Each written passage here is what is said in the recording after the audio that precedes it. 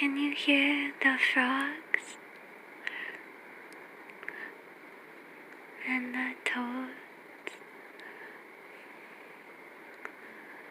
and the toad prince came as big as the apple tree in the backyard,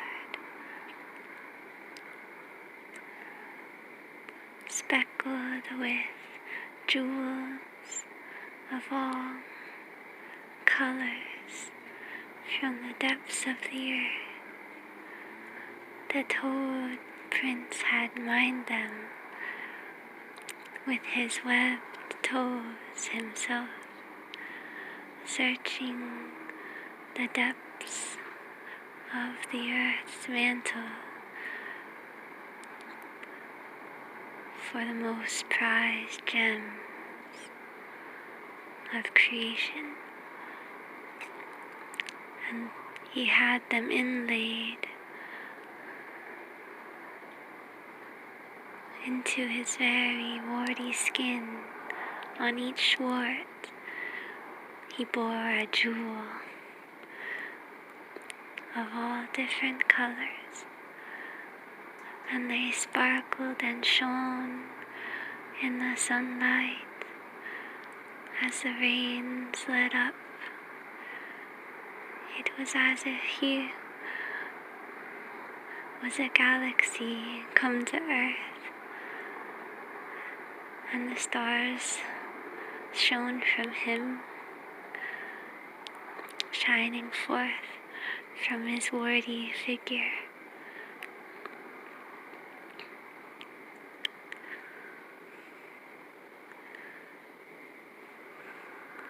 When he croaked,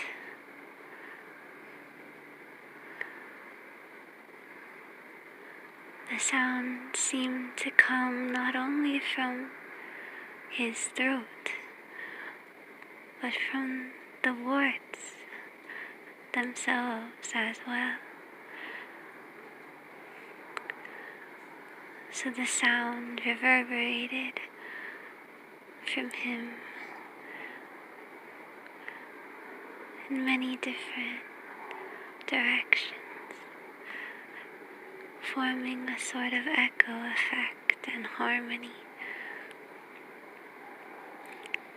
And he sang human words, and he sang elf words, and he sang ghoul words and goblin words and fairy words. He was versed in all languages, and sometimes even each Jeweled-wart would reverberate a different language, so all the languages were spoken at once from him, forming a sort of melodious cacophony.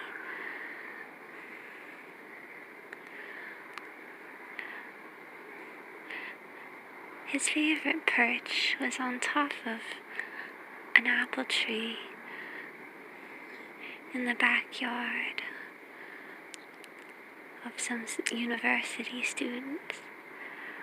He was the exact same size as the apple tree, so it is a wonder that he did not crush it.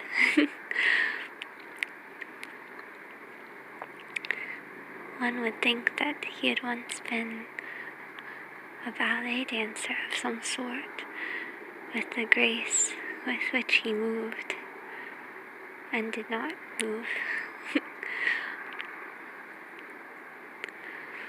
He did not seem to call for a mate, but simply to please himself.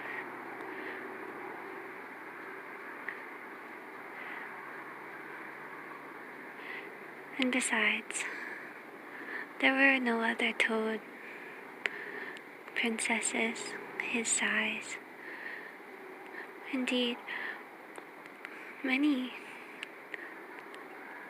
normal-sized toad women would come and gather around the apple tree, but they were about a millionth a fraction of his size. So if he had even tried to come close, he would have squished them. Yet he was not too sad. He did not even seem lonesome, for he so prized his jeweled warts, and at times they seemed to talk with him, speaking words of their own accord.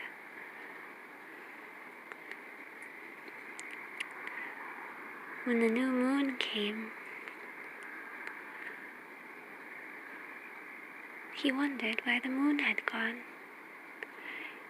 He thought to himself, why, maybe it is my turn. Maybe it is my turn to shine from the dark sky and bear forth light to those who travel in the dark half of time.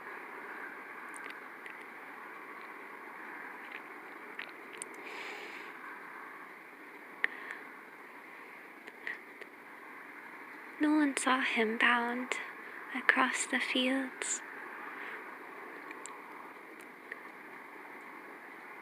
of the river valley near the sea that night, and many nights he would practice his jump, going higher and higher, strengthening his legs.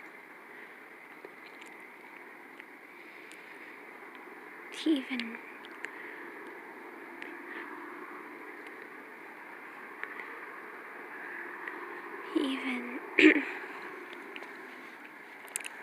asked the tradesman, the elfin tradesman, to make him a pogo stick. It was a challenge, all right, to make a toad of that size a pogo stick, but elves are ingenious tradesmen and woodworkers and metal workers, and they made him quite a fine, beautiful pogo stick. One night, deep in the heart of the winter, when the frost crested each gloom of grass, they seemed, but they did not sparkle, for the moon was gone. It was new. The toad knew that it was time for him to become the moon. He mounted his pogo stick, his royal metal, silver, gold, and cedar wood, pine wood pogo stick, and he jumped with one fair jump up into the night sky. No one ever saw the great toad, the great Jeweled-wart toad again. Though not many saw him ever, but those who knew him never saw him again.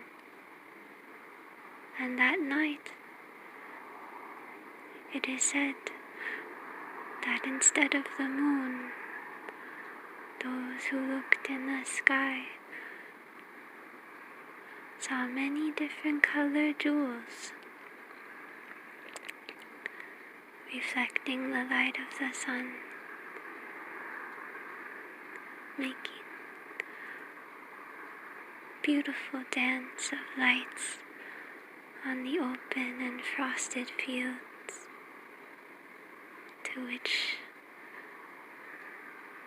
all the young toads and all the old toads of normal size, and even all the fair human maidens and homely human maidens, and all the young men, and all the old men, and all the old women, and all the creatures of the earth came of some strange intuition to the open fields of their countries and danced in the rainbow moonlight that the jeweled toad made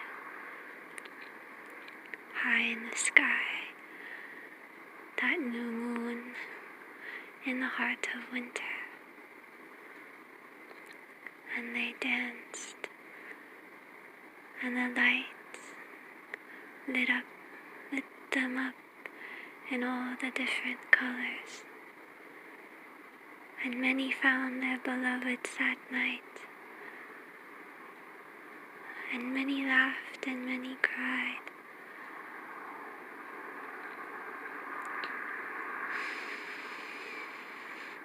And love was renewed.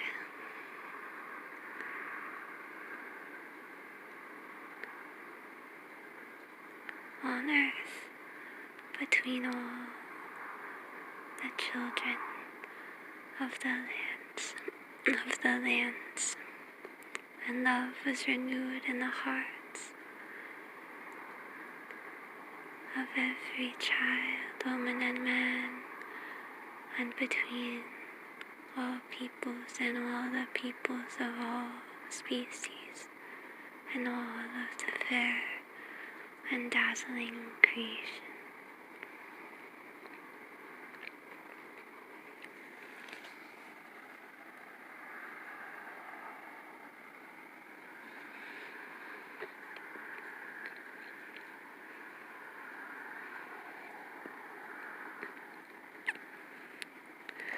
So when you hear the toads and frogs croak at night, remember the tale of the jeweled-wart toad, for perhaps there is one such among them.